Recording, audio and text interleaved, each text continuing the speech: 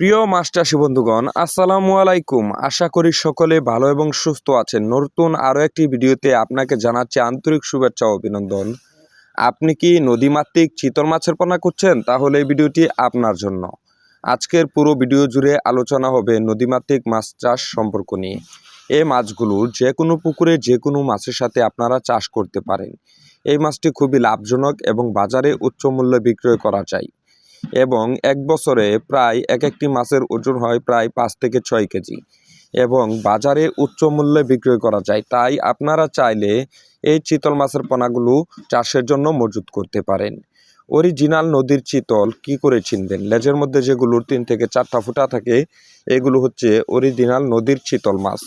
আপনারা অরিজিনাল নদীর চিতল মাছ সংগ্রহ করতে চাইলে স্ক্রিনে দেওয়া নাম্বারে কল করে সরাসরি আমাদের সাথে কথা বলুন। প্রয়োজনে আমাদের হ্যাচারিতে আসুন, এসে দেখে যাচাই বাছাই করে মাছের পোনাগুলো সংগ্রহ করতে পারেন।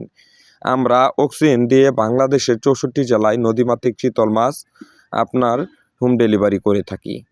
এই মাছগুলো আগেকার দিনগুলোতে হাওর বিল এবং কি খালে পাওয়া যেত। এখনকার সময়ে এই মাছটি কৃত্রিম প্রজননের মধ্যে চাষ করা হচ্ছে এবং কি যে কোনো পুকুরে এই মাছটি খুব সহজেই যে কোনো মাছের সাথে চাষ করতে পারেন। স্ক্রিনে যে সাইজের মাছগুলো দেখতে পাচ্ছেন এগুলো হচ্ছে 5 থেকে 7 ইঞ্চি সাইজের চিতল মাছ।